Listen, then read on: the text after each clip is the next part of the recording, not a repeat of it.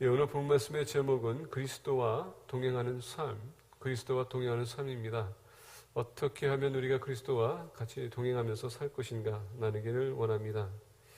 유명한 복음 전도자였던 존 길모 목사님은 어느 날 작은 마을을 지나가다가 주방용품을 팔고 있는 한 노인을 만나고 그 가게에 들어갔습니다. 그리고 얘기를 나눕니다. 목사님이 여쭤보십니다. 안녕하세요 인사하고 할아버지 요즘 장사는 잘 되시는지요? 그랬더니 할아버지가 대답합니다. 예, 그럭저럭 잘 됩니다. 그래서 할아버지 쳐다보면서 궁금한 게 있었습니다. 전도하기 위해서 할아버지 예수님 믿으십니까? 했더니 할아버지가 얘기합니다. 물론 믿지요. 예수님을 믿고 구원받는다는 것은 정말 위대한 일인 것 같습니다.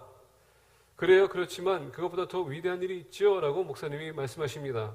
할아버지는 좀 궁금했어요. 그래요? 그게 뭔데요? 물어봅니다.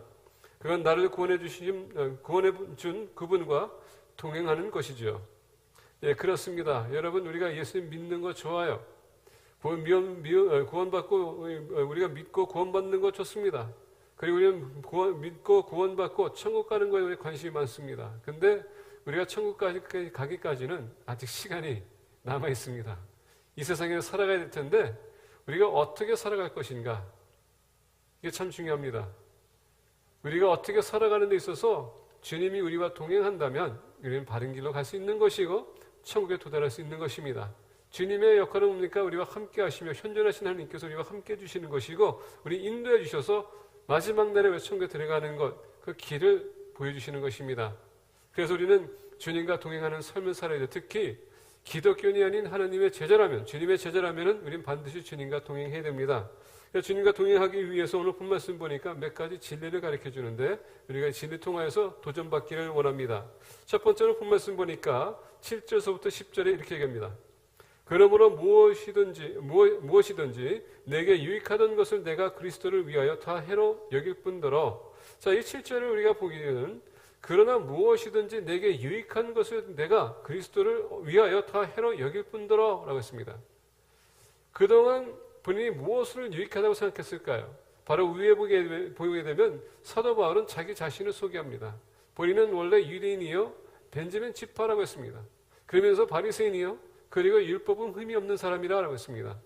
그리고 사도 바울은 이 개념을 가지고 이것을 가지고 본인은 의롭게 살아왔다고 생각했습니다. 근데 주님을 만나는 순간에 그는 그동안 그가 쌓았던 모든 공의가 한순간에 무너지는 것을 봤습니다. 그래서 우리가 로마서 보게 되면 의인은 없나니 하나도 없다라고 얘기합니다. 그동안 그가 쌓았던 모든 것, 결론은 아무 소용이 없었다는 것이죠. 의인은 우리 스스로가 이루는 것이 아니라 하나님께서 허락하실 때 그것이 이루어지는 건데 예수님을 만날 때 그것이 가능해질 수 있다는 것입니다. 그래서 오늘 본 말씀 7절 보니까 그러나 무엇이든지 내게 유익하던 것을 내가 그리스도를 위하여 다 해로 여길 뿐더러 또한 모든 것을 해로 여김은 내 주 그리스도 예수를 아는 지식이 가장 고상하기 때문이라. 내가 그를 위하여 모든 것을 잃어버리고 배설물로 여김은 그리스도를 얻고 그 안에서 발견되려 함이니 내가 가진 의는 율법에서 난 것이 아니요 오직 그리스도를 믿음으로 말미암은 것이니 곧 믿음으로 하나님께로부터 난 의라. 내가 그리스도와 그의 부활의 권능과 그 고난의 참여함을 알고자 하여 그의 죽으심을 본받아. 자, 우리 고전에 포커스하긴 하는데 고전에 얘기합니다. 또한 모든 것을 해로 여김은 내가 주 그리스도 예수를 아는 지식이 가장 고상하기 때문에 라고 했습니다. 자, 우리가 주님과 동행하기 위해서는요, 첫 번째 필요한 것이 뭔지 아십니까? 주님을 알아야 된다는 것입니다. 내가 믿는 주님이 누구인지 알아야 된다는 얘기예요.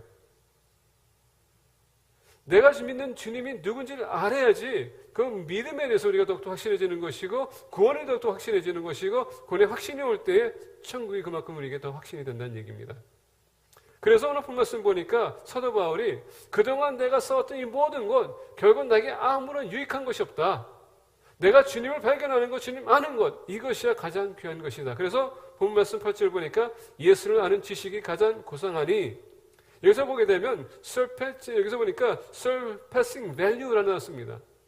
다시 얘기하면 가치를 넘어서는 뜻인 것 같습니다. 주님이 안다는 것은 그 무엇보다도 위대한 것이라는 얘기예요. 왜? 거기에는 의가 있고 거기에는 생명이 있기 때문에. 주님의 제자라면은 여러분의 주님의 기준을 우리가 살아가는데 주님의 기준 왜 살아갑니까? 천국이 우리에게 주어졌기 때문에. 근데 그게 여러분 레크레스이 뭐냐면 그것을 얻기 위해서 우리 가장 필요한 것이 뭡니까? 믿음이란 얘기예요. 그리고 이런 삶. 그래서 우리가 주님 오늘 말씀 보니까 7절부터 10절은 사도 바울이 주님과 우리가 주님을 알기 위해서 필요한 조건들이 있다고 얘기합니다. 첫 번째 7절 보니까 이렇게 얘기해요.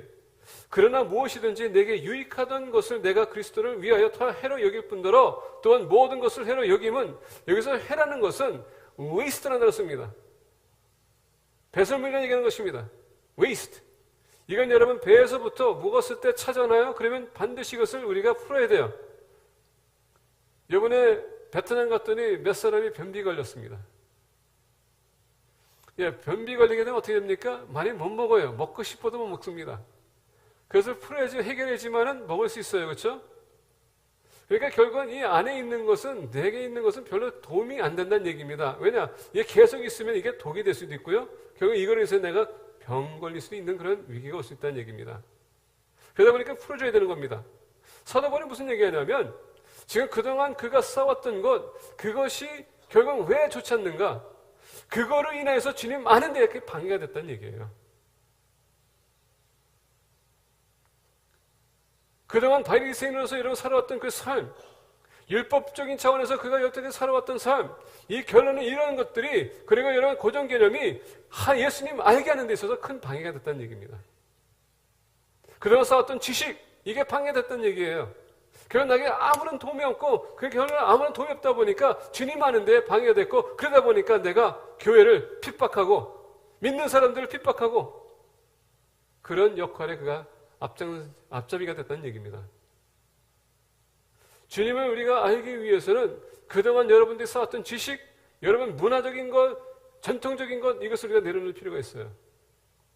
우리가 보게 되면 다양한 우리가 교단의 배경을 가지고 온 사람도 많습니다. 여러분 교단의 배경을 가지고 오는 그것도 문제가 되는 게 뭔지 아십니까? 그 교단에서 가르쳤던 것이 그게 마치 진리인 것처럼 그것은 아니에요.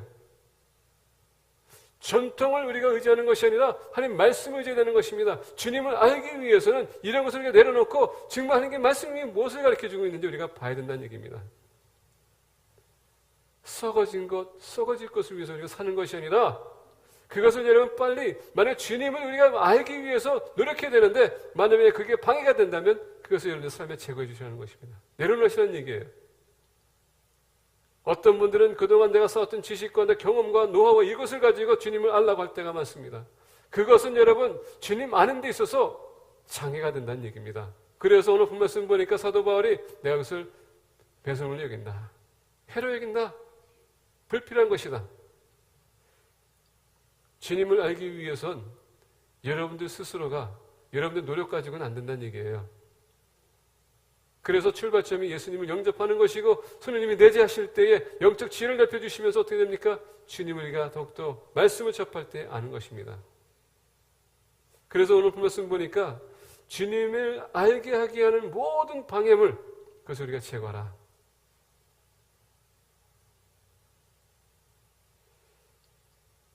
주님을 아는 데 있어서 8절에 보니까 이렇게 얘기합니다. 또한 모든 것을 해로 여김은 내 주 그리스도 예수를 아는 지식이 가장 고상하기 때문이라 내가 그를 위하여 모든 것을 잃어버리고 배설물로 여김은 그리스도를 얻고 두 번째는 여러분 주님을 아는 데 있어서 주님을 얻고자 우리가 노력을 해야 된다는 것입니다. 여기서 이게 얻는다는 것은 나한테 뭘 도하다 아니면 내가 그것을 내 손으로 만들다 아니면 내가 주님을 얻기 위해서라는 뜻이에요. 내가 주님을 나의 주님으로 여러분 모시기 위해서 그걸 얻기 위해서 무엇을 하고 있습니까? 그동안 장애가 있었다면 방해가 있었다면 그걸 제거하고 이제는 내가 주님을 얻기 위해서 뭘 해야 되는가? 우리가 노력해야 돼요. 이번에 베트남 갔다 왔더니 집에 박스가 하나 있었어요. 우리 소한테 뭐냐고 물어봤더니 엑스박스가 있었어요. 엑스박스가 있더라고요. 아니 엑스박스가 있는데 왜 또 왔어? 그랬더니 제레미가 엄마 몰래 그냥 하나 갖다 놨는데 엄마가 발칵해가지고 이제 다시 돌려주는 입장이에요. 제가 이제 곰곰이 생각해봤습니다. 아니 있는데 왜 이 엑스박스를 본인이 사야 되는가? 근데 이거 사기 위해서 돈이 없거든요. 그러면 제레미가 뭘 해야 되는가? 제가 그동안 우리 제레미 보니까 그 전에 이 게임기를 다 이렇게 팔에 처분해야겠다고 얘기하더라고요. 어떻게 합니까? 그래서 얻기 위해서. 이제 돈을 이제 모으기 위해서 이제 어떻게 합니까? 불필요한 거 이제는 다 버리고 이제 새 거를 갖다 놓겠다는 얘기예요. 그러다 보니까 자기가 그동안 갖고 놀던 게임 같은 거를 어떻게 합니까? 처분하는 겁니다. 왜? 그 돈은 나은 것을 얻기 위해서. 바로 그 얘기예요. 내가 지금 주님을 얻기 위해서 뭘 하는가? 여러분, 우리 예수님께 비유를 보게 되면 농부가 바깥으로 밭을 가기 위해서 나갑니다. 근데 밭을 갈다 보니까는 뭡니까? 보화가 발견했습니다. 어쩌면 자기 모든 소유를 팔고 그 밭을 샀다고 합니다. 뭔가를 뚜렷하게 얻기 위해서는 나에게 희생정신이 있어야 되고요. 투자정신이 있어야 된다는 얘기입니다. 주님을 얻기 위해서 여러분들 뭘 투자하고 있습니까? 뭘 희생하고 계십니까? 세 번째 보겠습니다. 우리가 주님과 함께 우리가 주님을 알기 위해서 구절을 보니까 얘기합니다. 그 안에서 발견되려 함이니 주님에게 발견이 되는 얘기입니다. 어떤 여러분 상인이 진주를 발견하기 위해서 여러 곳을 다닙니다. 그러면서 여러분도 예수님께서 비유를 말씀하지 않습니까? 그 여러 곳을 다니면서 나중에는 값진 진주를 발견했더니 어떻게 합니까? 모든 걸 다 팔고 그것을 샀다라고 합니다. 이 진주는 여러분 그렇게 쉽게 된 것이 아니에요. 여러분 베트남 갔더니 베트남에 그 퍼펙트리가 있더라고요. 근데 퍼펙트리 봤는데 거기서 보니까 여러 가지 다양한 진주가 있지만 거기에 흑진주가 가장 가치가 있다고 하는 겁니다. 근데 이 흑진주가 그냥 생기는 게 아니라 그것도 발견해야 된다는 얘기예요.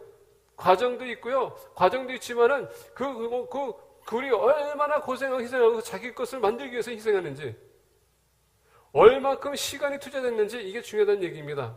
모든 진주가 있지만 다 똑같은 것은 아니라는 얘기죠. 이와 같이 서둬버리게 하는 겁니다. 그동안 본인의 힘 가지고 본인은 하나님을 알고자 했는데 그게 안 됐다. 근데 예수님을 발견하고 난 후에 이제 본인은 어떻게 됐습니까? 주님에게 발견됐어요. 그동안 유대인들 위해서 그는 살아왔지만은 이제는 내가 너를 택한 이유는 다른 것이 아니라 내가 이방인들 위해서 너를 택했다. 왜? 사도 바울은요, 로마 시민이었었거든요. 이방인들 선택하는 데는 시민권이 필요했던 거예요. 사도 바울은 퀄리티가 있었다는 얘기예요. 발견됐다는 얘기입니다. 이와 같이 우리 마찬가지로 주님을 알기 위해서는 우리가 주님 발견하는 것도 중요하지만 주님이 나를 발견할 수 있도록 내가 뭘 하고 있냐는 겁니다. 또 하나의 기독교인이 되지 말라는 얘기예요. 여러분, 똑같은 미디어컬 크리스천 너무 많아요. 매주 주일날마다 선데이 크리스천, 아니면 1년에 한 번, 두 번 오는 크리스천, 이런 사람이 되지 말고요. 정말 주님이 볼 때에 너는 정말 착하다, 너는 정말 열심히 한다, 정말 잘했다 칭찬받을 수 있는 그런 기독교인이 되는 얘기입니다. 주님에게 발견되기 위해서, 주님을 아는 만큼 나는 발견되기 위해서 그만큼 노력을 하겠죠. 네 번째 보니까 내가 그리스도와 그 부활의 권능과 그 고난의 참여함을 알고자 하여 주의 죽으심을 본받아. 주님을 안다는 것은 그의 부활과 그의 죽으심의 고난과 그리고 주의 죽음을 우리가 같이 동참해야 된다는 얘기입니다. 왜 부활이 먼저 나왔을까? 여러분, 부활의 신앙이란 여기서 본 말씀 보니까 부활의 권능은 뭡니까? 내가 예수 그리스도를 만나는 순간에 나는 부활의 신앙이 생기는 것입니다. 근데 여러분, 그 부활의 권능은 뭡니까? 내가 주님과 하나가 될 수 있는 것을 허락하시는 거고, 그 하나가 됨으로써 주님의 일을 할 수 있는 능력이 나타나는 것입니다. 주님의 일을 하다 보면 세상은 반드시 우리를 공격할 거예요. 진리가 아닌 사람이 진리가 아닌 것을 가지고 진리가 아니라고 얘기할 때 여러분, 진리가 아닌 사람들은 거기에 대한 오펜스를 갖습니다. 불쾌하게 생각합니다. 그러다 보니까 우리는 어떻습니까? 공격할 수밖에 없어요. 세계 종교를 보십시오. 세계 종교를 볼 때마다 다른 종교는 같이 어울릴 수 있어. 근데 기독교만 우리가 들어가서 예수 그리스도만 얘기하면 이상하게 핍박의 대상이 됩니다.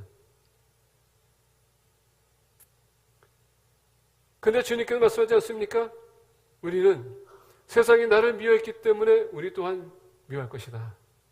주님을 핍박했기 때문에 마찬가지로 핍박할 거예요. 왜? 주님은 진리를 가지고 얘기했기 때문에, 감정과 여러 정 때문이 아니라, 전통이 아니고 여러분 거기에 우리가 소개하는 트래디션이 아니라 주님은 진리를 가지고 얘기했기 때문에 다른 사람을 불쾌하게 하는 겁니다.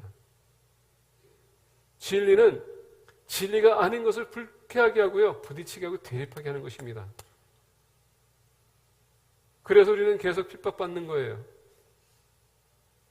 그리고 이 마지막 날에 핍박을 받을 각오를 하십시오. 예수님 믿는다고 해서 여러분 어려움이 안 따른다 이것은 아닙니다. 예수를 믿기 때문에, 그리고 따라가기 때문에, 제자가 되기 때문에, 주님과 우리가 주님을 닮아가기 때문에 세상 우리 미워할 수밖에 없어요. 그럼에도 불구하고 주님 우리를 여기 세워진 목적이 있습니다. 왜 이런 고통과 비난을 핍박을 주십니까? 주님의 고통에 참여하라고. 그분이 얼마나 고통스러운 것을 알고 주님이 왜 그렇게까지 희생했는지 알라는 것입니다. 주님이 왜 십자가 지셨습니까? 여러분들과 저를 살리시기 위하여. 다시 얘기한다면 이 고통의 고난에 동참을 하는 것은 죽은 영혼에 대한 마음과 패션을 가지라는 얘기입니다. 그래서 주님께서 여러분들과 저를 택하셨거든요. 주님을 알기 위해서 우리는 걸림돌을 여러분 다 제거해 주셔야 돼요. 주님을 알기 위해서 우리는 주님을 얻고자 하는 그런 정신이 있어야 됩니다. 주님을 알기 위해서 발견되기 위해서 노력해야 돼요. 그리고 주님을 알기 위해서 우리는 주님의 고난에 동참해야 됩니다. 전에 제가 선교 주일에 여러분에게 비디오를 제가 보여준 적이 있습니다. 인디아의 힌두교인들이 기독교인을 핍박하는 것. 여러분 끝에 보니까 그게 작은 자막이 나오죠?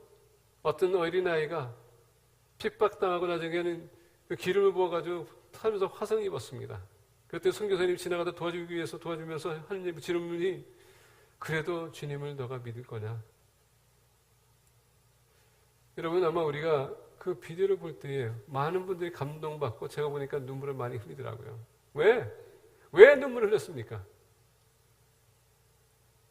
그 어린애가 한 얘기 뭡니까? 내가 지금 이제야 주님의 고통을 조금 이해하고 알 것 같습니다. 주님의 우리가 고난을, 고통과 아픔과 핍박을 당할 때 주님의 그 고난을 우리가 조금 아는 거예요. 왜 주님이 우리 위해서 희생하셨는지, 왜 십자가를 지셨는지 그걸 아는 것입니다. 그런 사람이 주님과 같이 동행할 수 있는 거예요. 힘들고 어려울 때마다 도망가는 것이 아니라, 포기하는 것이 아니라 그것을 우리가 인내하고 참아내고 견뎌내고 승리할 때에 주님이 나와 동행하시는구나. 두 번째, 주님과 동행하기 위해서 오늘 본 말씀 보니까 11절에서부터 14절에서 말씀하십니다. 어떻게 해서든 죽은 자 가운데서 부활에 이르려 하노니 내가 이미 얻었다 함도 아니요 오직 이루었다 함도, 온전히 이루었다 함도 아니라 오직 내가 그리스도 예수께 잡힌 바 된 그것을 잡으려고 달려가노라. 형제들아, 나는 아직 내가 잡은 줄로 여기지 아니하고 오직 한 일, 즉 뒤에 있는 것은 잊어버리고 앞에 있는 것을 잡으려고 표대를 향하여 그리스도 예수 안에서 하느님이 의에서 부르신 부름의 상을 위하여 달려가노라. 특히 12절에 보니까 이렇게 얘기합니다. 내가 이미 얻었다 함도 아니요 온전히 이루었다 함도 아니라 오직 내가 그리스도 예수께서 잡힌 바 된 그것을 잡으려고 달려가노라 라고 합니다. 자, 12절 보게 되면 특별히 이렇게 영어에서 이렇게 얘기합니다. Now that I have already obtained it or have already become perfect, but I press on so that I may lay hold of that of which also I was laid hold of by Christ. 자, 여기서 이것을 보게 되면 오직 내가 그리스도 예수께 잡힌 바 된 그것을 잡으려고 달려가노라. 예수님은 여러분 우리에게 영생을 주기 위해서 십자가를 지셨거든요. 그리고 돌아가시고 부활하셨습니다. 사도 바울이 지금 붙들린 건 뭡니까? 그 사역 때문에 붙들렸다는 것입니다. 그래서 그는 원래 유대인들을 위해서 그가 계속 살아왔고 율법대로 살아왔고 그리고 바리새인답게 살아왔고 흠이 없다고 주장했습니다. 근데 예수님을 만나는 순간에 본인은 어떻게 했습니까? 그게 아무런 쓸모없었다는 것, 그리고 내가 기독교인을 핍박했다는 것을 잘못 알았다는 것입니다. 자, 여러분 이것을 잘 짚고 넘어가야 됩니다. 사도 바울이 유대인들을 위해서 그는 존재했다고 생각합니다. 그러니까 이방인들은요 별로 관심이 없었어요. 본인이 로마 시민이었었지만은 시민권자였었지만은 이방인에 대한 그런 관심이 별로 없었어요. 오히려 유대인으로서 여러분 아무리 16권을 땄다고 해서 바뀌는 건 아닙니다. 제가 한국에서 태어났어요. 여기서 자랐습니다. 내가 시민권 갖고 있지만 내 머리가 노래진 것도 아니고요. 코가 커진 것도 아니고 내가 지금 이렇게 키가 큰 것도 아니고 눈쌍꺼풀 된 것도 아니에요. 그렇다고 우리 집사람이 파란 눈 보면 이쁘다고 하는데 파란 눈알이 퍼러진 것도 아닙니다. 저는 똑같은 한국 사람이에요. 그러다 보니까 그동안 한국이 항상 일본에게 핍박받고 여러분 그러다 보니까 이상하게도 우리 부모님 때서부터 싫어했던 일본인들이 내가 볼 때에 나도 그냥 뭐 다 정당하게 미운 거예요. 나에게 뭐 아무런 해를 끼친 것도 아닙니다. 근데 이상하게 미워해. 왜 그럴까요? 이게 전통입니다. 무서운 겁니다. 그러니까 이 사도 바울이 지금 유대인으로서 로마 시민이었었지만 이방인에 대한 별로 관심이 없었습니다. 근데 여러분 보십시오. 주님은 원래 천국 시민이세요. 인간하고 상관이 없어요. 근데 어떻게 했습니까? 이 땅에 오셔서 우리 인간을 살리시기 위해 오셨어요. 그거는 붙들림을 얘기하는 것입니다. 그러면 사도 바울도 지금 어떻게 합니까? 그도 붙들림 받아서 어떻게 합니까? 지금 선교사로 나간다는데 지금 본인이 제일 싫어한 이방인들에게 사도가 됐다는 얘기예요. 하나님은 때로는 제자를 부를 때에 여러분들이 좋은 것, 싫어하는 것을 다 내려놓게 하십니다. 주님 안에서는 여러분 좋은 것, 싫은 게 없어요. 다 동일합니다.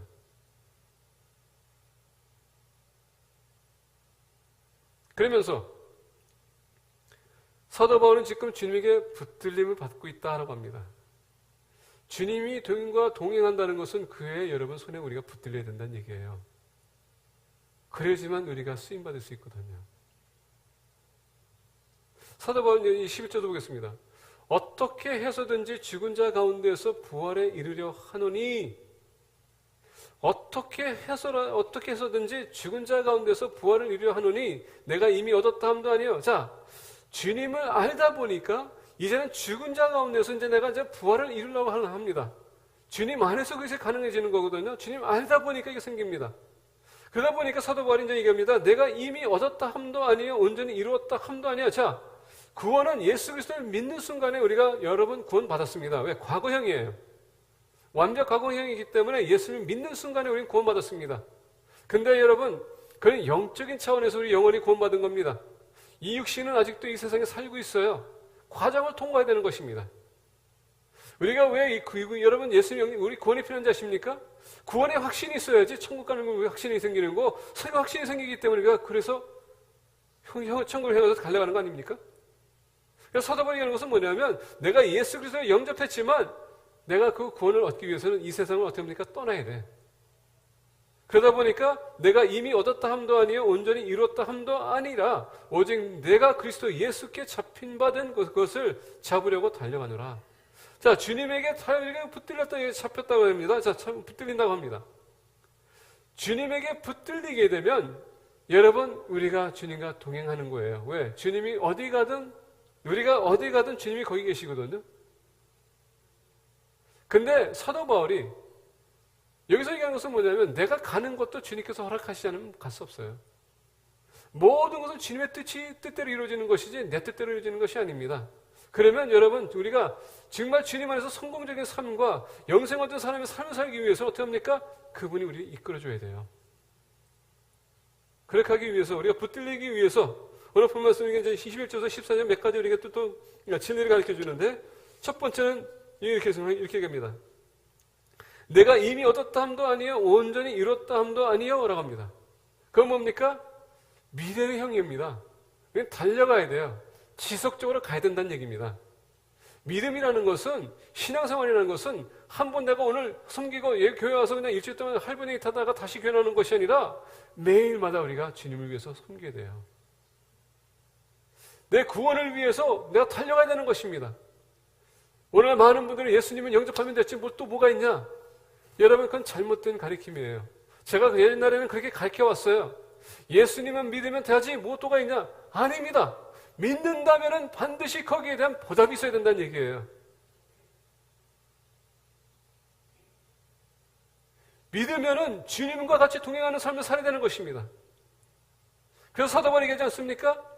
내가 얻었다함도요 지금, 그리고 온전히 잃었다함도 아니요. 그래서 13절 보니까 이렇게 얘기해요. 형제들아, 나는 아직 내가 잡은 줄로 여기지도 않다고 했습니다. 오직 한 일, 즉 뒤에 있는 것을 잊어버리고 앞에 있는 것을 잡으려고. 자, 지속적으로 해야 됩니다. 두 번째는 뭐냐면 지금까지 살아온 게 중요한 게 아니라는 얘기입니다. 앞으로 살아가는 게 더 중요해요. 우리가 말씀 들었었을 때에 그 말씀대로 어떻게 오늘 내가 적용할 것인가, 이게 더 중요하다는 것입니다. 왜? 과거는 과거야. 만약에 우리가 죄를 졌다면 여러분, 죄도 하나님께서 용서해 주시거든요. 얽매이지 말라는 것입니다. 이제 여러분 뒤를 제끼세요. 회개했습니까? Forget it. 그러면 이제 앞으로 우리가 살아가야 되는 것입니다. 미래를 향해서 가라는 얘기예요. 여러분들이 어제까지, 아니 오늘 1초 전까지, 아니 후까지 신경 쓰지 마세요. 앞으로 여러분들이 어떻게 내가 살아갈 것인지 거기에 초점을 맞추라는 것입니다. 그렇게 하기 위해서 오늘 말씀 보니까 표대를 향하여 그리스도 예수 안에서 하느님이 위에서 부르신 부름의 상을 위하여 달려가노라. 표대를 우리가 삼아야 된다는 얘기입니다. 인생의 뚜렷한 목적을 가지고 살라는 얘기예요. 주님의 제자의 목적은 뭡니까? 주님을 닮아가는 것, 주님과 동행하는 것, 오늘 본 말씀 보니까 주님을 아는 것, 주님의 붙들림 받는 것, 쓰임 받는 것, 뚜렷한 표대를 우리가 만들고 살라는 것입니다. 교회 나올 때 그냥 여러분 시간 때우려고 나오지 마시고요. 점심 먹으려고 나오지 마시고, 우리 교회 점심보다 여러분 나가서 돈 주고 더 맛있는 거 사 먹을 수 있어. 안 그렇습니까? 그런 거 위해서 저는 나온 것 같지 않다고 믿어요. 뭐 나중에 나가서 지시들이 저한테 개인적으로 얘기하시던지. 중요한 건 뭐냐? 오늘 본 말씀 14절 보니까 하나님이 위에서 부르신 부름의 상을 위하여 달려가노라. 이 부름의 상은 뭡니까? 생명의 면류관이에요. 그 생명의 면류관을 위해서 우리가 달려가야 될 텐데 우리가 한눈 팔 수 없다는 얘기입니다.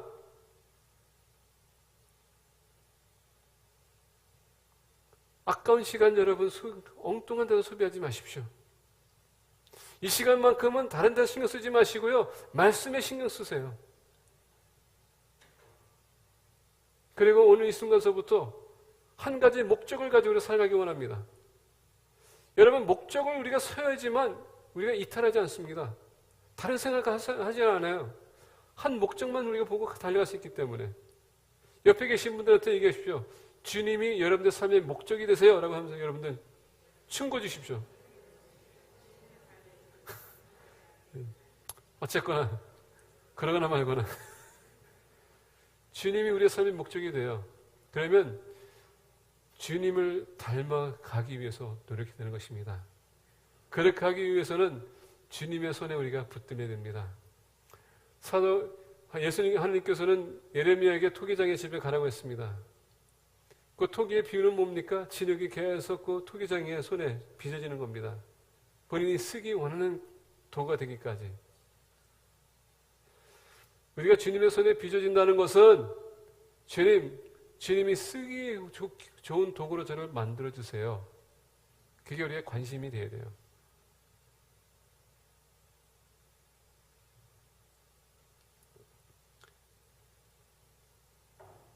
주님이 잃어버린 영혼을 위해서 오셨다면, 우리의 목적은 주님이라면, 우리의 목적, 여러분, 그러면 사명은 뭡니까? 잃어버린 영혼에 관심을 갖고 시간을 투자하는 얘기입니다. 그래서 주님을 알아야 돼요. 그리고 주님에게 붙들림 받아야 됩니다. 세 번째로 15절부터 17절입니다.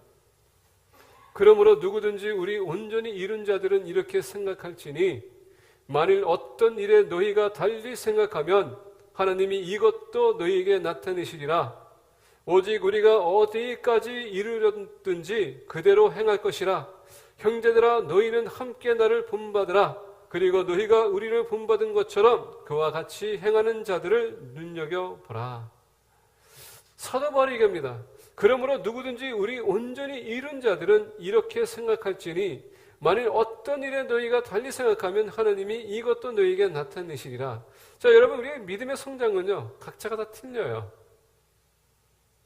똑같지 않습니다. 진리는 하나지만 우리가 이해도 틀리다는 것입니다. 근데 진리는 벗어날 수는 없어요. 아마 그러다 보니까 교단들이 많은 것 같아요. 진리는 하나지만 이해가 틀리다는 것입니다. 그리고 여러분, 교단들이 많다 보니까 이 교단 목회자들이 모이게 되면 어떻게 됩니까? 서로가 서로를 약점을 이렇게 공격하기 시작해요.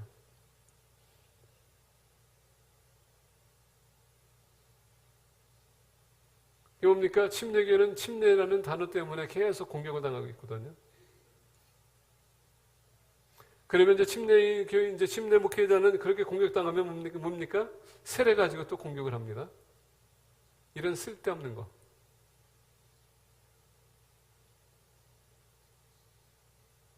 그래서 오늘 말씀 보게 되면 그러므로 누구든지 우리 온전히 이룬 자들은 이렇게 생각할지니 만일 어떤 일에 너희가 달리 생각하면 하나님이 이것도 너희에게 나타내시리라. 하나님께서 가르쳐 주실 거란 얘기예요. 그걸 가지고 우리가 울고불고 할 필요 없고 우리가 싸울 필요 없다는 얘기예요. 단지 오늘 말씀 보니까 오직 우리가 어디까지 이르렀든지 그대로 행할 것이라. 우리의 믿음의 기준을 가지고 사는데 더 나아가서 여러분 이제 업그레이드 시키기 위해서 17절에 이렇게 얘기합니다. 형제들아 너희는 함께 나를 본받으라. 그리고 너희가 우리를 본받은 것처럼 그와 같이 행하는 자들을 눈여겨보라. 세 번째, 사도 바울이 뭐라고 했습니까? 나를 본받으라 하라고 했습니다. 왜 사도 바울이 자기를 본받으라 했을까요? 여러분, 사도 바울은 어떤 사람이었습니까? 율법으로 그는 흠이 없는 자라고 했어요. 완벽주의자예요. 말씀을 위해서 그는 엄청나게 노력했던 사람이에요. 예수님을 알게 됐습니다. 그 예수님을 아는 순간에 그가 생각했던 모든 율법이 주님께로 향했다는 것을 그가 알기 시작하는 순간에 주님을 알기 위해서 노력했어요. 자, 주님을 알는 순간에서, 주님을 발견하는 순간에, 주님을 알게 되는 순간서부터 그는 이제 이방인의 사도가 됐습니다. 이방인의 사도를 위해서 여러분 그 살아갑니다. 근데 여러분 반때는 그 바리새인이었어요. 바리새인들은 이 사도 바울로 인해서 배신감을 느꼈습니다. 어떻게 우리를 배신해? 어떻게 그 이방인들을 그렇게 받아들여? 그리고 어떻게 이 하나님의 말씀을 왜곡시켜? 여러분 바리새인들은 어떤 파입니까? 그동안 나를 뺏겨서 나를 다시 살리겠다고 말씀에 다시 돌아가야 되겠다 주장했던 자들이 원래 바리새인들이었었어요. 정말 여러분 그때 당시에 하나님께서 이스라엘 백성에게 대화도 없이 자 봅시다. 이스라엘 백성들이 하나님의 말씀을 쳐버리고 우상을 섬김으로써 하나님께서 등을 돌렸거든요. 에스겔을 보니까 하나님의 영광이 떠나는 것을 봤어요. 그리고 이스라엘 백성들이 어떻게 됩니까? 400년 동안 하나님과 대화 끊습니다. 어느 누구도 하나님 찾지 못했어요. 그러다 보니까 하나님과 다시 돌아오기 위해서는 그들이 말씀을 붙듭니다. 왜? 보게 되면요. 말라기에 마지막 절에 보게 되면 그들이 말씀으로 돌아가게 되면 엘리야가 올 것을 그들이 기대했거든요. 그러니까 이 바리새인들은 그것을 기다리고 있었던 것입니다. 말씀 붙들고 있어야 된다고. 그러니까 그때 당시는 여러분 종교적인 면에서 가장 엘리트가 바로 바리새인이었어요. 근데 이 사도 바울이 예수님을 영접하고 자기들 배신한 겁니다. 그랬더니 어떻게 합니까? 사도 바울을 죽이기 전까지 우리 먹지도 않겠다. 사도 바울 가는 곳마다 어떻게 했으냐? 핍박당했어요. 고통과 고난당했습니다. 누굴 위해서? 주님을 위해서. 때로는 그 자기 지식을 가지고 논쟁을 했습니다. 그때 느꼈던 건 뭡니까? 앞으로는 내가 예수 그리스도의 죽으심 그 외에는 내가 전할 것이 없다. 만약에 다윗이 하나님의 마음을 쫓아갔다면 신약에서는 사도 바울이 주님의 마음을 쫓아갔던 자예요. 얼마나 정말 주님을 위해서 희생을 각오가 됐는지. 그래서 사도 바울은 여러분 여기에 당당한 겁니다. 나를 본받으라. 왜? 내가 주님을 위해서 살기 때문에.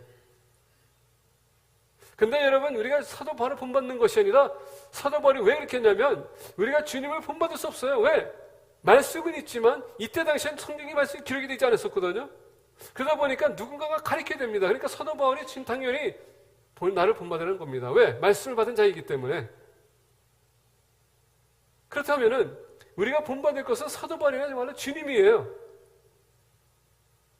주님을 본받을 때에 우리가 주님과 같이 동행할 수 있다는 것입니다. 그래서 사도 바울이 얘기합니다. 형제들아 너희는 함께 나를 본받으라.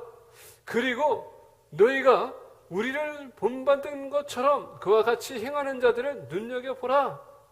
자, 성경에 보게 우리가 보게 되면 예수님께서 이렇게 얘기합니다. 여러분 제자가 스승을 능가할 수 없어요. 그렇죠? 근데 요새 세대에 보게 되면 스승을 능가하는 사람들이 많아. 왜 그렇습니까? 한 가지 가르쳐주면 10가지를 배우는 사람도 있고요. 10가지를 적용하는 사람도 있습니다. 이때 당시에는 스승과 제자는 뭡니까? 제자는 이 스승이 하는 모든 행동과 언어와 표정과 여기서 따라하는 것이 원래 스승이에요. 그러다 보니까 스승은 능가할 수 없다는 얘기예요. 똑같은 사람이 된다는 얘기예요. 근데 오늘 본 말씀 보니까 사도 바울이 무슨 얘기합니까? 그와 같이 행하는 자들은 눈여겨보라는 것입니다. 나뿐만 아니라 다른 사도들이 있을 텐데 그 사도들 보면서 너희들이 그것을 눈여겨보라는 것입니다. 왜? 그들에게 좋은 것이 있으면 너희들이 그것을 받아들이라는 얘기입니다. 그래서 너희 신앙은 어떻습니까? 업그레이드 시키라는 얘기예요. 주님은 다양한 사람들에게 다양한 모습으로 오십니다. 다양한 사람에게 다양한 모습으로 오세요. 그 다양한 사람들에게 눈여겨보게 되면 어떻게 됩니까? 우리가 배울 것이 있다는 얘기예요. 그러면 그걸 받아들이는 순간에 나는 어느 순간에 다른 사람보다 신앙이 업그레이드 될 수 있다는 얘기예요. 그래서 다시 말씀을 들어갈 때 15절에 그러므로 누구든지 우리 온전히 이룬 자들은 이렇게 생각할지니 만일 어떤 일에 너희가 달리 생각하면 하느님이 이것도 너희에게 나타내시리라. 본과 기준을 가지고 볼 때 여러분 다른 사람들이 나에게 도움이 될 수 있는 것이고 내 신앙에 도움이 될 수 있다는 얘기입니다.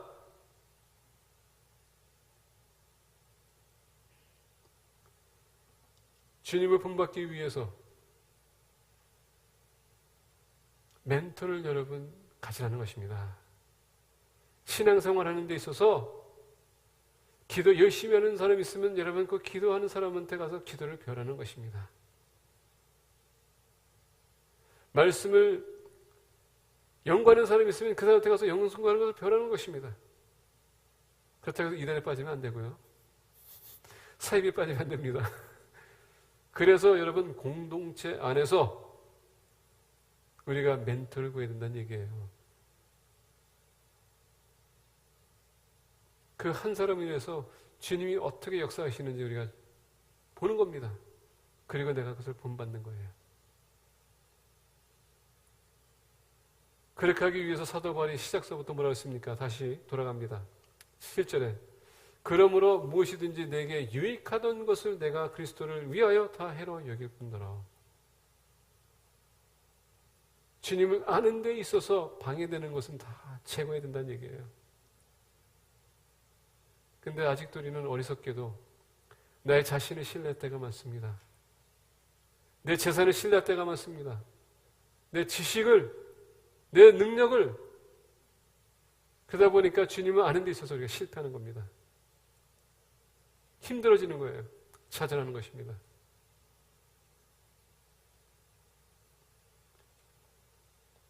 주님을 본받으시길 바랍니다. 오늘 끝부절에 12절, 17절에 보니까 얘기합니다. 형제들아 너희는 함께 나를 본받으라. 그리고 너희가 우리를 본받은 것처럼 그와 같이 행하는 자들을 눈여겨보라. 관찰이라고 하는 겁니다. 그냥 받아들이는 게 아니라 관찰하라는 것입니다. 분별력을 가지고 내가 배울 것이 있으면 배우는 것입니다.